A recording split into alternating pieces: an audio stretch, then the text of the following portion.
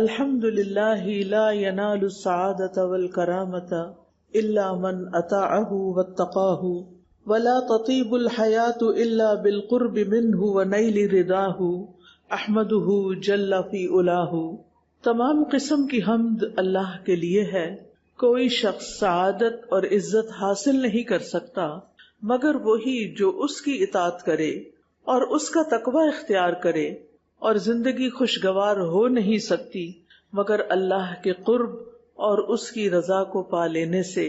میں اس کی حمد کرتی ہوں جو اپنی برتری میں عظیم ہے۔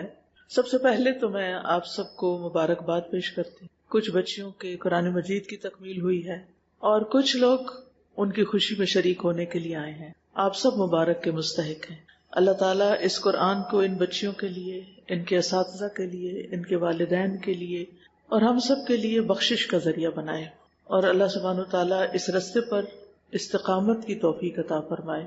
ہم سب جانتے ہیں کہ اللہ سبحانہ وتعالیٰ نے ہمیں پیدا کیا، وہی ہمارا خالق ہے، وہی ہمارا مالک ہے، وہی ہمارا رازق ہے، اور اسی کی طرف ہم نے لوٹ کر جانا ہے۔ ایسا ہی ہے نا، کہیں اور تو نہیں جانا، واپسی اسی کی طرف، آئے بھی وہیں سے ہیں، جانا بھی وہیں ہے۔ اور اس زمین پر جتنا بھی عرصہ ہے ہمارا، وہ دراصل ایک مقصد کے لیے ہے۔ آنے اور جانے کے بیچ میں جو وقفہ ہے اس کا ایک پرپز ہے، اور وہ پرپز کیا ہے؟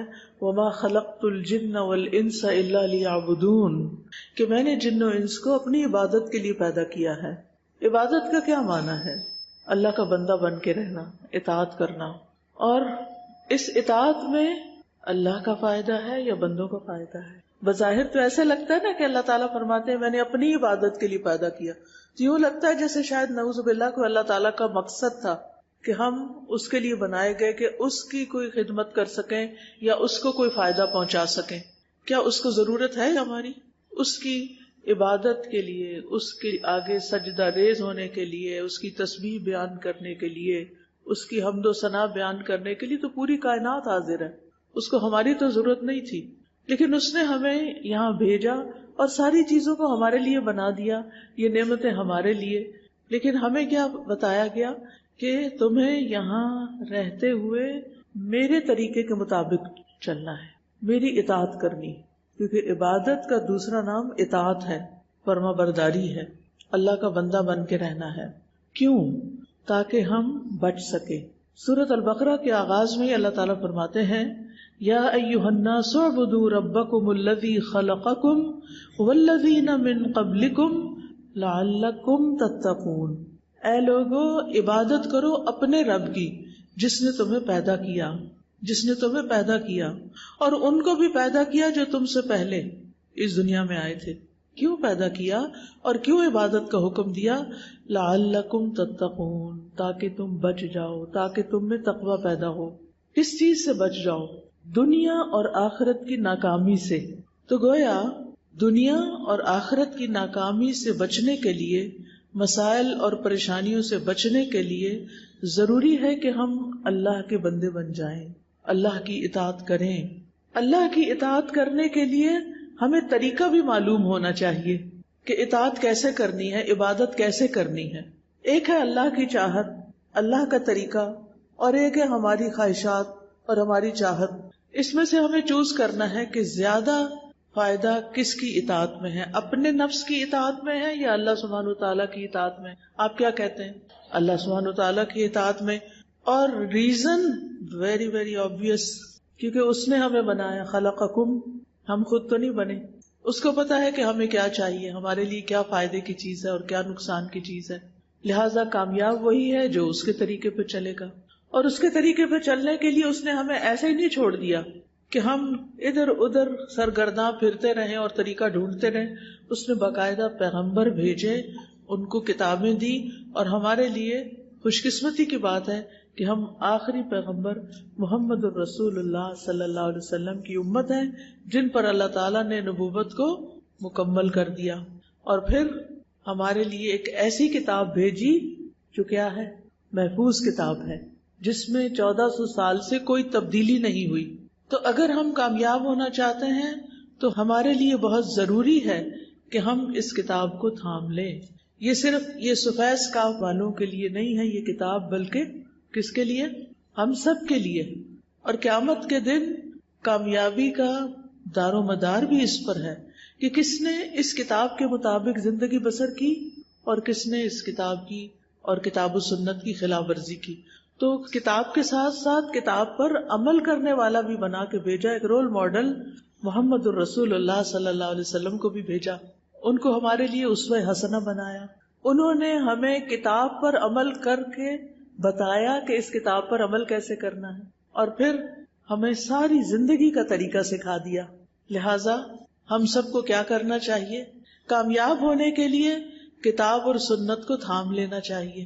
صرف کورس کی حد تک نہیں، کورس کے بعد بھی. لیکن کیسے؟ وہ اس طرح کہ ہم اپنے لیے کچھ پلان کریں، کوئی منصوبہ بنائیں، کوئی طریقہ اختیار کریں. ایک تو یہ کہ جہاں سے آپ نے پڑھا ہے اس مرکز کے ساتھ جڑ کر رہیں. اب بتائیے کہ کیا دنیا میں یہ چیز مشکل رہ گئی ہے کہ ہم کسی کے ساتھ رابطہ کیسے رکھیں؟ کیا ایسی کوئی مشکل ہے؟ اب کتنے ذرائع آ گئے ہیں جڑنے کے، اکٹھے رہنے کے، چاہے فزیکلی چاہے ورچولی. تو اگر آپ فزیکلی کیمپس میں آ سکتے ہیں تو ضرور تشریف لائیے، اور اگر فزیکلی نہیں آ سکتے تو پھر ورچولی آپ کنیکٹڈ رہیے.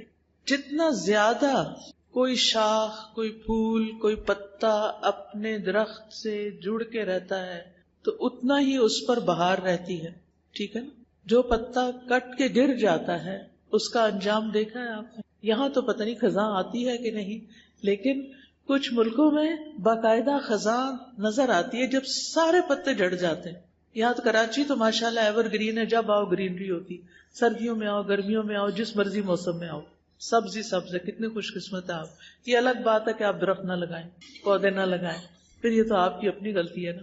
لیکن یہ ہے کہ الحمدللہ اللہ نے آپ کو بڑے خوبصورت موسم سے نوازا ہے. اس وقت میں پنجاب سے آ رہی ہوں اور اتنی دھند ہے وہاں کہ میں لاہور میں تھی 2 ہفتے کے لیے، 2 ہفتے سورج نہیں دیکھا، اور یہاں آ کر اتنا سکون آ رہا تھا کہ الحمدللہ کتنی بڑی نعمت ہے جس کا شاید آپ کو اندازہ بھی نہیں. بہت سی نعمتیں ہیں جن کا ہم احساس بھی نہیں کرتے. تو بہرحال اللہ سبحانہ وتعالی ہمیں ایسی نظر دے کہ جو نعمتوں کو پہچان سکے، ایسا دل دے کہ جو نعمتوں پر شکر گزار ہو. تو بات میں یہ کر رہی تھی کہ وہ پتا جو اپنے درخت سے جڑا رہتا ہے، پیوستہ رہ شجر سے امید بہار رکھ، اس پہ پھر بہار آ جاتی، اس ٹہنی پہ پھر بہار آ جاتی. وہ ٹہنی اگر خزاں میں کچھ سوکھ بھی جائے لیکن جڑی رہے تو پھر ہری بھری ہو جاتی، پھر اس پہ پھول پھل لگ جاتے ہیں، بلکہ مزید پتے اس سے نکلتے ہیں. آپ نے پودوں کو کبھی گرو ہوتے ہوئے دیکھا اور اس پہ غور و فکر کبھی کیا کہ ہر تھوڑے عرصے کے بعد اس میں مزید پتے آ چکے. مومن کی مثال کیا ہے؟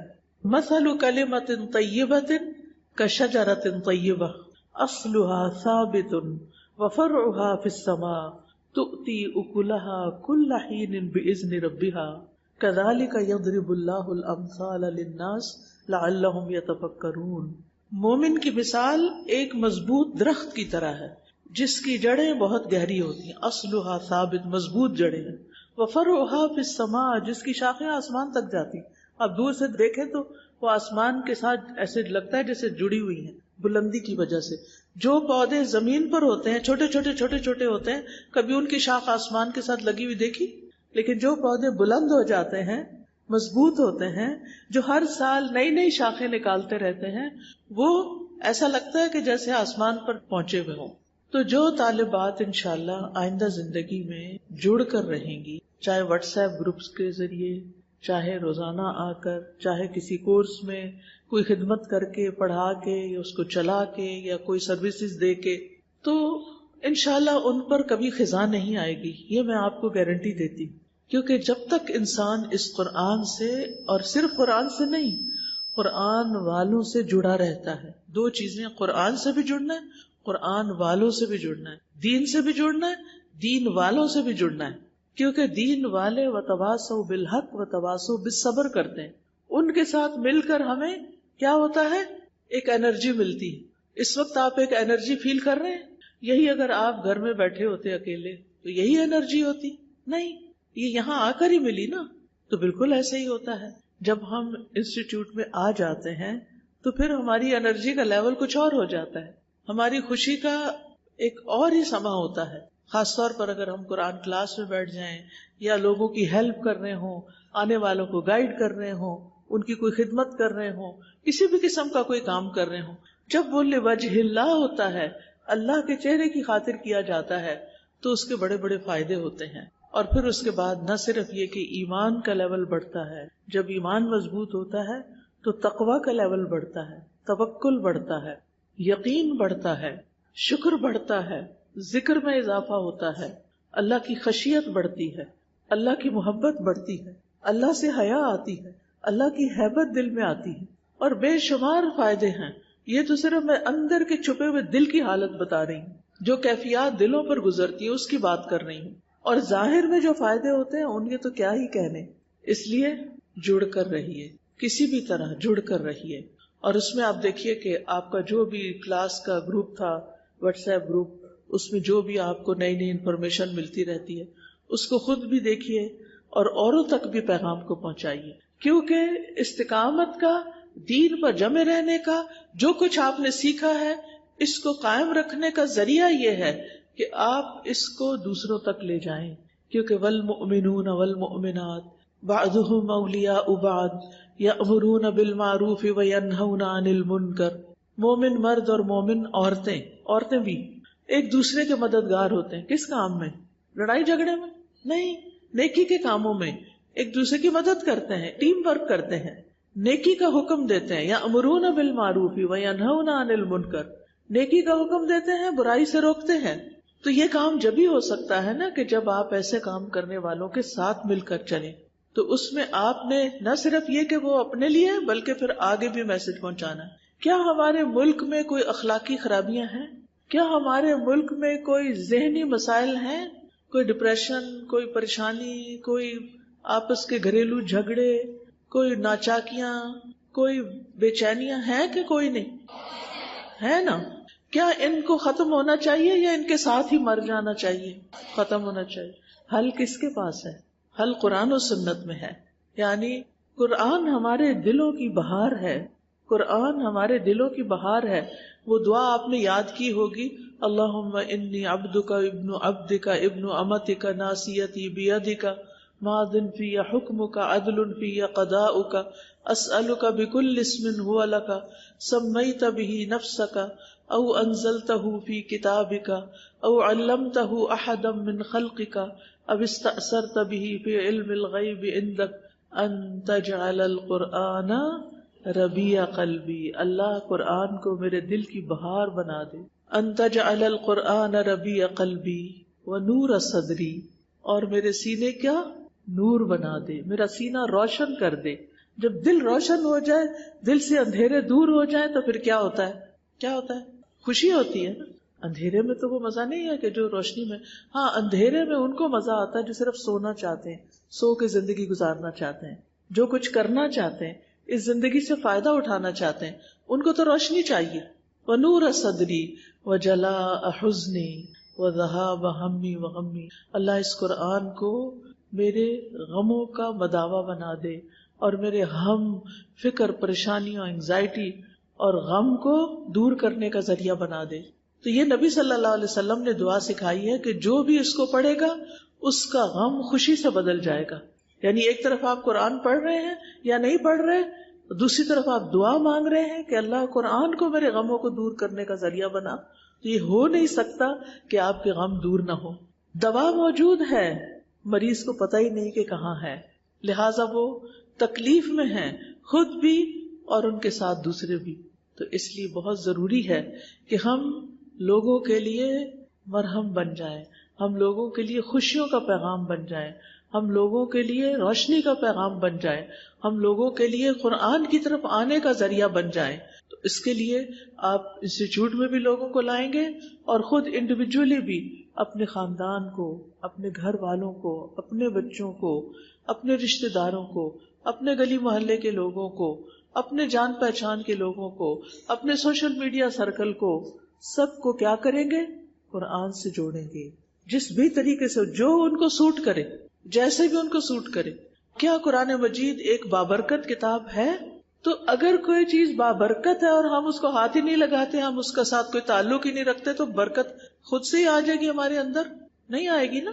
تو برکت کب آتی ہے؟ جب برکت والی چیز کے ساتھ ایک تعلق رکھتے ہیں. تو اگر قرآن مجید کے ساتھ آپ کا تعلق ہوگا تو کیا آپ کو یقین ہے کہ آپ کی زندگی میں برکت آئے گی؟ مجھے تو پکا یقین ہے، اور میں اس کا روز مشاہدہ کرتی ہوں. اب لٹرلی جس وقت میں صبح قرآن مجید پڑھ رہی ہوتی ہوں نا، مجھے ایسے لگ رہا ہوتا ہے کہ میں اپنا بہترین ناشتہ کر رہی ہوں. ایک تو کھانے پینے کا ناشتہ ہوتا ہے نا، ایک ہماری روح کا ناشتہ بھی ہوتا ہے. مجھے باقاعدہ ایسے فیلنگ آتی ہے، میں پڑھتی جاتی ہوں اور میں کہتی نہیں ابھی میرا پیٹ نہیں بھرا، ابھی تھوڑا سا اور، ابھی تھوڑا سا اور، ابھی تھوڑا سا اور الحمدللہ جب وہ ٹارگٹ پورا ہوتا ہے، جب جا کے میرے سینے کو ایک سکون مل جاتا ہے، اطمینان نصیب ہو جاتا ہے. اور پھر اس کے بعد یہ کہ کوئی کلاس یا کوئی لیکچر جس میں پھر اللہ کا ذکر ہوتا ہے، پھر قرآن کی باتیں ہوتی ہیں، یعنی جو بھی ہمارا لیکچر ہوتا ہے اس میں قرآن و سنت سے ہی دلائل ہوتے ہیں، تو وہ قرآن کے ساتھ ہی تعلق ہوتا ہے. پھر ایک اور طرح سے دل روشن ہوتا ہے، ایک اور طرح کی خوشی نصیب ہوتی. تو ایسا شخص جو ذاتی زندگی میں بھی قرآن سے جڑا ہوا ہو اور اجتماعی زندگی میں بھی قرآن کے ساتھ معاملہ کرتا ہو، یہ ہو نہیں سکتا کہ پھر اس کے زندگی میں بے چینی اور اضطراب اور غم اور فکر، اس کے سارے معاملات اللہ کے سپرد. اس کو وقت نہیں ہوتا کہ وہ فضول باتوں پر سوچتا رہے اور چھوٹی چھوٹی باتوں کو اپنی زندگی کا روگ بنا کے رکھ لے اور سارا وقت اسی کے بارے میں سوچتا رہے. کیا جب ہم غموں کے بارے میں سوچتے رہتے تو ہمارے غم دور ہو جاتے یا اور اضافہ ہوتا ہے؟ اور اضافہ ہوتا ہے. تو غم دور کرنے کا، دکھ دور کرنے کا، تکلیف دور کرنے کا ذریعہ یہ نہیں کہ ہم انہیں ہر وقت ذہن میں تازہ رکھیں، ہمیں اس کا علاج کرنا چاہیے. اور قرآن وَنُنَزِّلُ مِنَ الْقُرْآنِ مَا هُوَ شِفَاءٌ لِلنَّاسِ، ہم قرآن میں سے وہ اتارتے ہیں جو مومنوں کے لیے شفا ہے. شفاء للناس بھی ہے اور مومنوں کے لیے ایک اور جگہ پر آتے شفا ہے. اور پھر یہ اللہ تعالیٰ فرماتے قُلْ بِفَضْلِ اللَّهِ وَبِرَحْمَتِهِ فَبِذَلِكَ فَلْيَفْرَحُوا هُوَ خَيْرٌ مِّمَّا يَجْمَعُونَ. ہم سمجھتے یہ صرف تکمیل پہ پڑھی جانے والی آیت ہے کہ جب سب قرآن ختم ہو جائے تو ہم اس دن خوشیاں منا لیں. یہ تو روز خوش کرنے والی کتاب ہے، یہ تو روز ہمارے سوالوں کا جواب ہمیں دیتی ہے. فَبِذَلِكَ فَلْيَفْرَحُوا، روز کلاس میں آتے ہوئے خوش ہونا چاہیے، روز کا نیا سبق پڑھ کے خوش ہونا چاہیے، روز پڑھا کر خوش ہونا چاہیے. هُوَ خَيْرٌ مِّمَّا يَجْمَعُونَ، یہ ہر اس چیز سے بہتر ہے جسے لوگ جمع کر رہے ہیں، جسے لوگ سمیٹ رہے ہیں. ٹھیک ہے، تو اس قرآن سے مرتے دم تک تعلق نہ چھوٹے، تاکہ یہ قرآن قبر میں بھی ہمارے ساتھ ہمارے لیے انس کا باعث. وہاں وحشت ہوگی، اندھیرا ہوگا، اس قرآن کے ذریعے روشنی ہوگی. لہذا اس کو چھوڑنا نہیں. وَاعْتَصِمُوا بِحَبْلِ اللَّهِ جَمِيعًا، اللہ کی رسی کو سب نے مل کے مضبوطی سے تھامنا ہے، سب نے مل کے.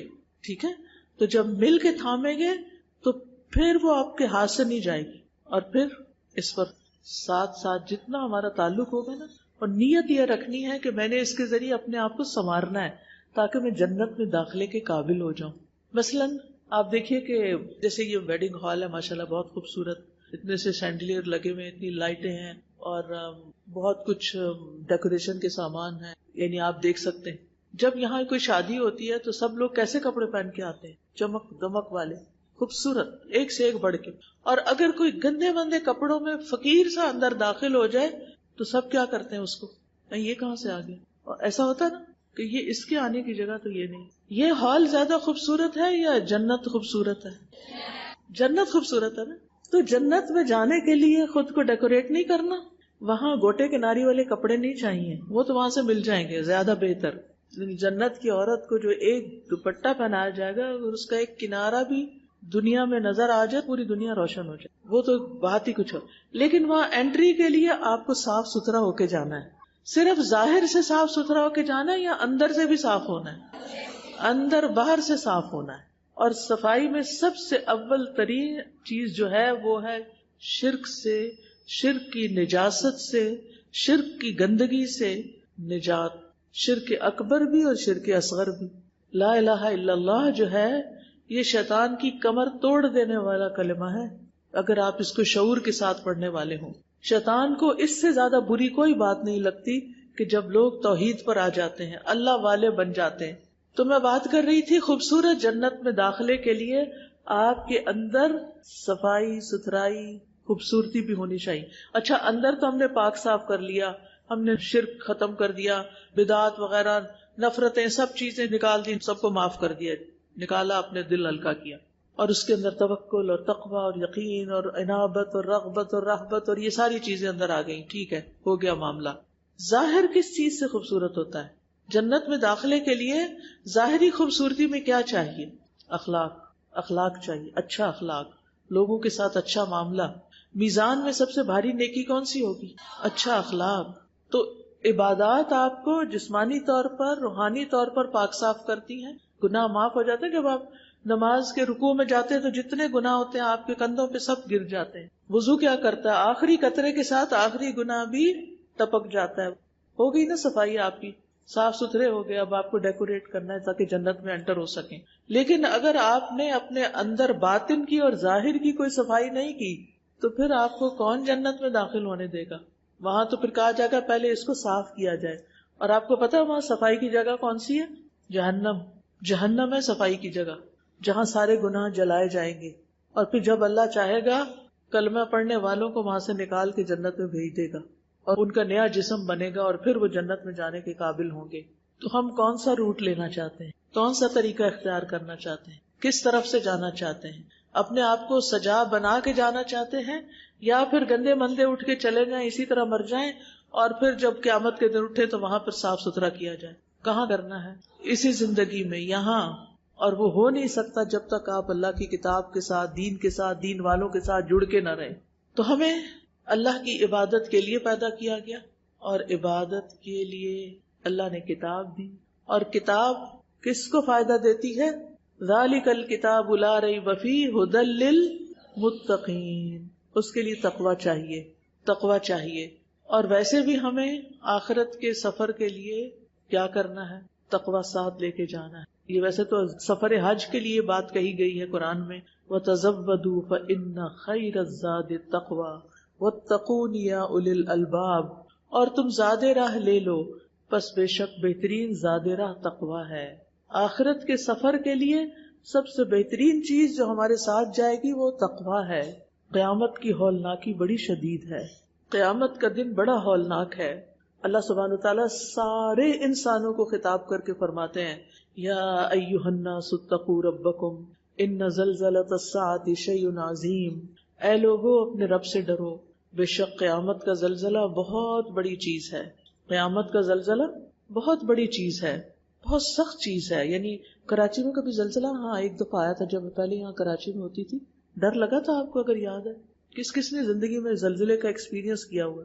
الحمدللہ بہت سے لوگ تو امن میں رہے، کبھی زلزلہ نہیں دیکھا یا انہوں نے میری بات نہیں، ہاتھ ہی نہیں کھڑا کیا. زلزلہ جو ہے، جب زلزلہ تھوڑا سا بھی آ جاتا ہے نا، ایسا لگتا ہے دل باہر آنے لگا ہے، ایسے ہی ہوتا ہے نا. لیکن قیامت کا زلزلہ کیسے؟ اذا زلزلت الارض زلزالہا واخرجت الارض اثقالہا. اور وہ خافضۃ الرافعہ، وہ تہ و بالا ہر چیز اوپر نیچے ہو جائے گی اور پھر زمین اپنے بوجھ نکال نکال کے باہر ڈال دے گی. تو اس لیے اگر ہم اس دن کی ہولناکی سے بچنا چاہتے ہیں تو جو چیز کام آئے گی وہ تقوی ہے. تقوی کیا ہے؟ تقوی ویسے تو تقوی وقایا سے بچنا، پرہیز کرنا، یہ سارے لٹرل لغوی معنی ہیں. لیکن آسان لفظوں میں آپ سمجھیے کہ تقوی ایک ایسی اونچی دیوار کا نام ہے جو آپ کے اور آپ کے گناہوں کے بیچ میں حائل ہو جائے. یاد رہے گا، تقوی یہ لغوی تعریف نہیں ہے، نہ اصطلاحی تعریف ہے. تو میں آپ کی انڈرسٹینڈنگ کے لیے بتا رہی ہوں، ایک مثال دے کے سمجھا رہی ہوں کہ تقوی ایک ایسی اونچی دیوار ہے جو آپ کے اور آپ کے گناہوں کے بیچ میں حائل ہو جائے، یعنی آپ کو گناہ نہ کرنے دے. یہ وہ کیفیت ہے، وہ طاقت ہے کہ جو آپ کو گناہوں سے روک لیتی ہے. ابن قیم کہتے ہیں اللہ نے جو حکم دیا ہے، متقی انسان حکم دینے والے پر ایمان لاتے ہوئے اس کے وعدے کی تصدیق کرتے ہوئے اس پہ عمل کرتا ہے، اور جس چیز سے اللہ نے منع کیا ہے وہ منع کرنے والے پر ایمان لاتے ہوئے اور اس کی وعید سے ڈرتے ہوئے اس کو چھوڑ دیتا ہے. تو تقوی کیا ہے؟ ایک روک ہے، آپ کو گناہوں کی طرف نہیں جانے دیتا. آپ کے پاس پورے یعنی اسباب سب ہوتے ہیں، آپ جا سکتے ہیں ادھر، نہ آپ کو گھر والے دیکھ رہے ہیں، نہ آپ کو آپ کے دوست احباب دیکھ رہے ہیں، آپ بالکل تنہائی میں ہیں، آپ جو چاہیں کریں. لیکن تقوی آپ کو وہاں بھی روک دیتا ہے کہ نہیں، یہاں اگر لوگ نہیں دیکھ رہے تو کون دیکھ رہا ہے؟ اللہ دیکھ رہا ہے. اللہ کا دیکھنا زیادہ امپورٹنٹ ہے یا لوگوں کا دیکھنا؟ اللہ کا دیکھنا. لیکن کتنی افسوس کی بات ہے کہ ہم بندوں کے دیکھنے سے تو ڈرتے ہیں اور اللہ کے دیکھنے سے نہیں ڈرتے. اللہ سبحانہ تعالیٰ تو ہمارے اندر بھی دیکھتا ہے اور بندے تو صرف ہمارے باہر دیکھتے ہیں. تو کافی ہے یہ. اگر کوئی پانی ڈال رہا اور آگے سے گلاس ہی مڑ جائے تو پانی تو نہیں ڈال سکتا اس میں. یہی تقویٰ ہوتا ہے.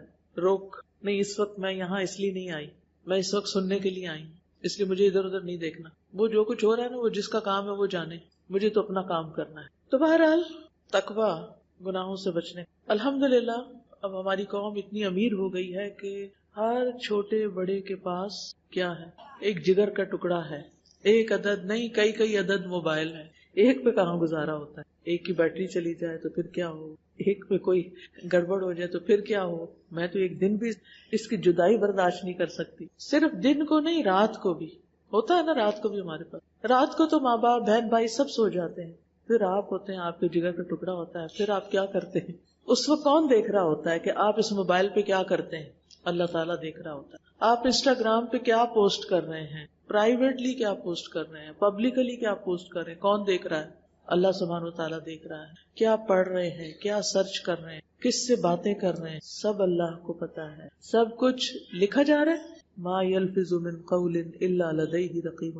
اور کتنی ہی خوش قسمت یوتھ ایسی ہے کہ جس کے پاس موبائل ہے لیکن اس کا تقویٰ اس کے اور موبائل کے بیچ میں دیوار بنا ہوا ہے. مجھے غلط چیز نہیں دیکھنی، مجھے غلط چیز نہیں سننی، مجھے غلط چیز نہیں پڑھنی، مجھے یہاں سے غلط باتیں کسی سے نہیں کرنی، کسی کو فضول ٹیکسٹ میسج نہیں کرنے، کیونکہ مجھے میرا اللہ دیکھ رہا ہے. اس وقت مجھے کوئی نہیں دیکھ رہا مگر وہ دیکھ رہا ہے. یہ ہے تقویٰ کہ اس کی نگرانی کا احساس. ہر وقت بچ بچ کے گزرنا. یہ دنیا خاردار جنگل ہے. جیسے ابی ابن کعب سے جب حضرت عمر نے تقویٰ کے بارے میں پوچھا تو انہوں نے ایک سوال کیا ان سے کہ کیا آپ کبھی کانٹے والے رستوں سے گزرے ہیں، کانٹے والے جنگل سے؟ انہوں نے کہا ہاں.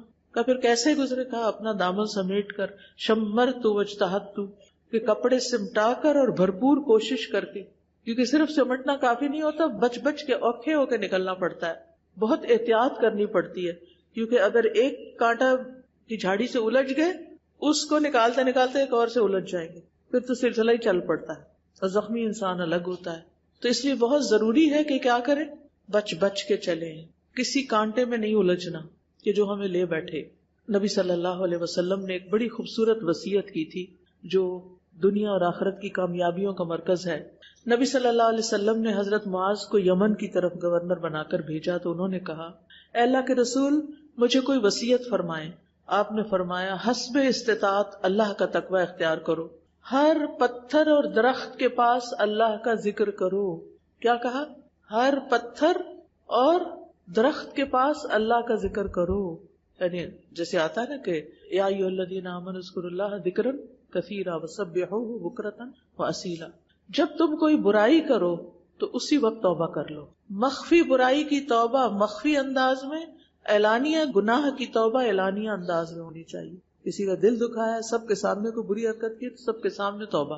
اسی طرح ابو ذر رضی اللہ عنہ سے مروی ہے کہ رسول اللہ صلی اللہ علیہ وسلم نے ان سے فرمایا، میں تمہیں تمہارے خفیہ اور ظاہر ہر معاملے میں اللہ کے تقوی کی وصیت کرتا ہوں. خفیہ اور ظاہر ہر معاملے میں تقوی کی وصیت کرتا ہوں کہ اس کو ڈھال بنائے رکھنا. فائدہ کیا ہوگا؟ آپ کو پتا ہے کہ جو انسان دنیا میں گناہوں سے بچ بچ کے چلتا ہے اور یہ طاقت اس کو اللہ کے ذکر سے آتی ہے، اللہ کی کتاب سے آتی ہے، اللہ والوں کے ساتھ بیٹھ کے آتی ہے کہ یہ بچ سکتے تو ہم نہیں بچ سکتے. تو اس کے 4 فائدے تو اللہ تعالیٰ نے سورۃ الطلاق میں بتا دیے. ایک سورت کے اندر 4 فائدے بتا دیے. نمبر 1، مشکل سے نکلنے کا راستہ.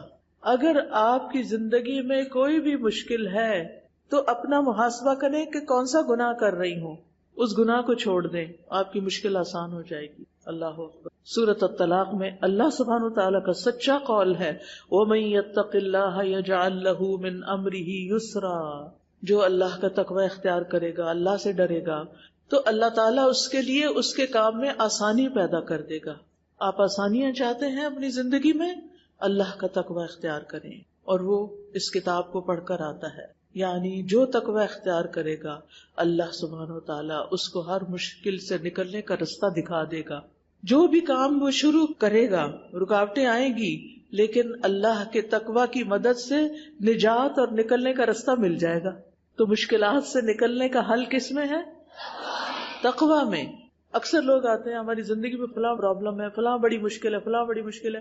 گناہ چھوڑ دیں، گناہوں اور اپنے بیچ میں دیوار حائل کر دیں. کوئی حرام تعلق ہے اس کو چھوڑ دیں، کوئی حرام کھا رہے ہیں اس کو چھوڑ دیں، کوئی غیبت کی عادت ہے اس کو چھوڑ دیں، کوئی کسی کو ستا رہے ہیں اس کو چھوڑ دیں، کسی کا حق مار رہے ہیں اس کو چھوڑ دیں، کسی کی جائیداد آپ کے ہسبینڈ نے بہنوں کی غصب کی ہوئی ہے ان کا حق دلوائیں، اللہ آپ کی مشکلات آسان کر دے. بیمار ہے تو شفا مل جائے گی، روزگار کا مسئلہ ہے تو آسان ہو جائے گا. کوئی بھی مشکل ہو، یہ اللہ کا وعدہ ہے، یہ میری بات نہیں ہے. اور اللہ کا وعدہ کیا ہے؟ سچا ہے.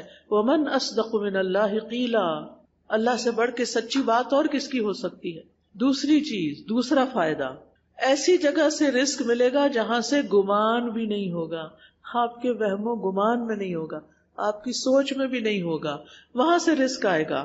سورۃ طلاق کی آیت نمبر 2 اور 3 میں آتا ہے وَمَن يَتَّقِ اللَّهَ يَجْعَل لَّهُ مَخْرَجًا وَيَرْزُقْهُ مِنْ حَيْثُ لَا يَحْتَسِبُ، اور جو اللہ سے ڈرے گا وہ اس کے لیے تنگی سے نکلنے کا رستہ بنا دے گا اور اسے وہاں سے رزق دے گا جہاں سے وہ گمان بھی نہیں کرے گا، سوچ بھی نہیں آئے گی اس کی، ادھر سے دروازہ کھل جائے گا.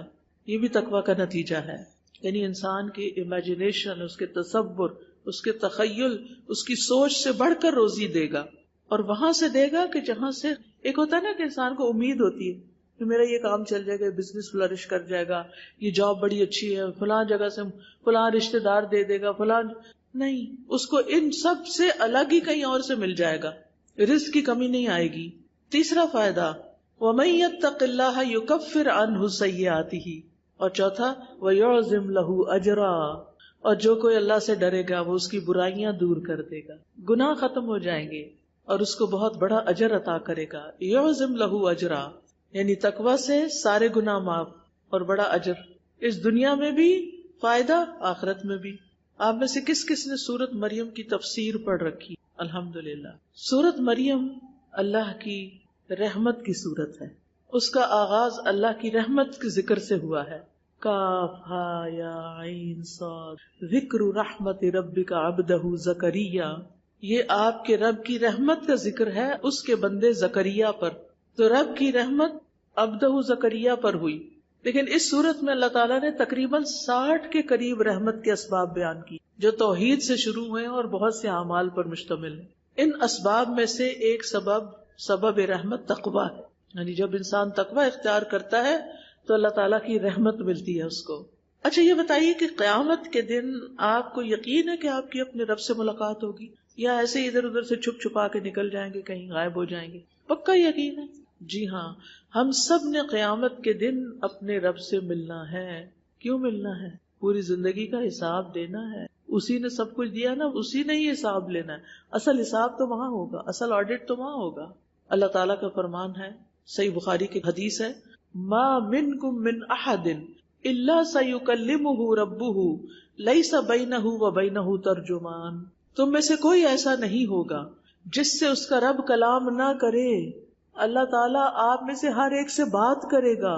کلام کرتے وقت اللہ اور بندے کے درمیان کوئی ترجمان نہیں ہوگا، بیچ میں کوئی انٹرپریٹر نہیں ہوگا، کوئی تیسرا نہیں ہوگا. اور اللہ تعالیٰ اس وقت بندے کو اس کے گناہ دکھائے گا، یہ کیے تھے. اور انسان کیا کہے؟ اللہ کے سامنے کوئی جھوٹ بول سکتا ہے کہ نہیں میں نے نہیں کیا، یہ تو کسی اور نے کی. دنیا میں تو ایسے ہی کرتے ہیں نا، غلطی اپنی ہوتی، نام کسی کا در دیتے ہیں، فوراً کسی کو بلیم کر دیتے ہیں، یہ تو اس کی وجہ سے ہوا. وہاں کوئی نہیں کہہ سکے گا کہ یہ فلاں کا قصور ہے اور فلاں کا ہے، ایکسپٹ کرنا پڑے گا. اور سامنے جہنم دیکھ رہی ہوگی. نبی صلی اللہ علیہ وسلم فرمایا تھا نا کہ اگر یہ حال ہے تو پھر آگ سے بچنے کی فکر کرو. کہ کھجور کا پوری کھجور بھی نہیں، آدھا ٹکڑا ہی صحیح، اس کا ٹکڑا ہی دے کے کسی کو صدقہ کر کے تم جہنم سے بچ سکو تو بچو. تو سب نے ملنا ہے، سب نے پیش ہونا ہے. تقوی والے کیسے پیش ہوں گے؟ اس کا خوبصورت منظر سورت مریم میں ہے. یوم نحشر المتقین الی الرحمن وفدا، جس دن ہم متقی لوگوں کو رحمان کی طرف مہمان بنا کر اکٹھا کریں گے. کتنی بڑی عزت ہوگی. یعنی کوئی کسی طرح آ رہا ہے، کوئی کسی حال میں، کوئی لڑکھڑا آ رہا ہے، کوئی رو رہا ہے، کوئی کچھ حسرت کا شکار ہے، اور متقی لوگ مہمان بنے ہوئے ہیں رحمان کے. آپ کیا چاہتے ہیں؟ کیا بن کے جائیں رحمان کے پاس؟ جب آپ کسی کے گھر میں مہمان بن کے جاتے ہیں تو آپ کی کتنی عزت ہوتی ہے. تو اگر دنیا میں اللہ کے ڈر سے گناہ چھوڑ دیے، حرام کام چھوڑ دیے، نافرمانیاں چھوڑ دی، چھپے اور کھلے سب جگہ، حدود تو پتہ چل گئی نا قرآن و سنت میں، نہیں پتہ چلی تو مزید بخاری کا کورس کریں اور حدیثیں جانیں اور پتہ چل جائے گا اور بھی تفصیل. تو آپ کا دل نہیں چاہتا کہ وہاں مہمان بن جائیں، لیکن یہ صرف متقی لوگوں کو ہی نصیب ہوگا. اور وفد جو ہوتا ہے نا، جیسے شاہی وفد ہوتے ہیں، ڈیلیگیشن جس کو کہتے ہیں، مہمان خاص، خاص مہمان، عربی میں اس کو وفد کہا جاتا ہے. تو متقین رحمان کے خاص مہمان بن کر رحمان کے سامنے آئیں گے اور رحمان کے سامنے پیش ہوں گے. رحمان ان سے خوش ہوگا، ان کی عزت کرے گا. یہ تقویٰ کا فائدہ ہے. سورت مریم میں ہی ایک اور فائدہ بھی بتایا گیا، اور وہ ہے قیامت کی ایک ہولناک تصویر کے بعد، وَإِن مِّنكُمْ إِلَّا وَارِدُهَا كَانَ عَلَىٰ رَبِّكَ حَتْمًا مَّقْضِيًّا، اور تم میں سے ہر ایک اس پر وارد ہونے والا ہے. کس پر؟ جہنم پر. جہنم سے گزریں گے. یہ آپ کے رب کے ذمہ حتمی اور طے شدہ فیصلہ ہے. کیسے گزرنا ہے سب نے؟ کس کے اوپر سے گزریں گے؟ پل صراط سے. تیز دھار پل ہے، جہنم پر نصب ہے، جس کی کاٹ تلوار سے زیادہ ہے، باریکی بال سے زیادہ ہے. سب نے اس پر سے گزرنا ہے. جب پل صراط پر سے گزرنے کا مرحلہ آئے گا تو پیغمبر بھی سہمے میں ہوں گے، رب سلم رب سلم پکار رہے ہوں گے. کچھ لوگ وہاں آندھی اور طوفان کی طرح گزریں گے، کچھ بجلی کی طرح گزریں گے، جیسے بجلی چمکتی ہے نا، کچھ پلک جھپکنے کی دیر میں گزر جائیں گے، کچھ تیز رفتار گھوڑے کی طرح گزریں گے. لوگ مختلف طریقے سے گزریں گے. کچھ ایسے بھی ہوں گے جو کھڑے ہی نہیں ہو سکیں گے، چل ہی نہیں سکیں گے. جیسے بچہ بیٹھ کر چلتا ہے نا، گھٹنوں کے بل کرال کرتا ہے، ایسے چل کے گزریں گے. اور کچھ کے بارے میں حدیث میں آتا ہے یتقلبون علی الصراط، وہ پل صراط پر لوٹ پوٹ ہو رہے ہوں گے، ایسے ایسے کر کے. لوٹ پوٹ ہونے کا مطلب پتا ہے نا، جیسے کسی کو شدید پیٹ میں درد ہو تو لوٹ پوٹ ہو رہا ہوتا ہے درد سے، یا جیسے کسی بچے کو کوئی باپ مارے تو وہ کیسے ادھر ادھر ادھر ادھر ہو رہا ہوتا ہے. بڑا محیب منظر ہے. تو اللہ سبحانہ وتعالیٰ نے بتا دیا سب نے گزرنا ہے، اور ہر کوئی اپنی نیکیوں کے مطابق ہی وہ پار کرے گا، یہ گناہوں کے مطابق.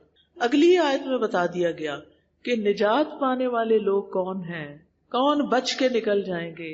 جو دنیا کے اس سفر میں دنیا کی آلائشوں سے بچ کے نکل گئے. ثم ننجی الذین اتقوا ونذر الظالمین فیہا جثیا، پھر جنہوں نے تقوی اختیار کیا انہیں ہم نجات دے دیں گے اور ظالموں کو اسی میں گھٹنوں کے بل گرا ہوا چھوڑ دیں گے. نجات ان لوگوں کے لیے ہوگی جنہوں نے دنیا میں تقوی اختیار کیا ہوگا، اور جن کا حال یہ تھا دنیا میں کہ کوئی گناہ کا موقع سامنے آیا تو اللہ کا خوف یاد آ گیا، اللہ کی یاد آ گئی، جہنم کا منظر سامنے آ گیا اور وہ اس گناہ سے بچ کے نکل گیا کہ مجھے اس میں نہیں پڑنا. ایسے لوگ پل پار کرنے میں کامیاب ہو جائیں گے اور سامنے پھر جنت ہوگی. سارا سفر آسان ہو گیا.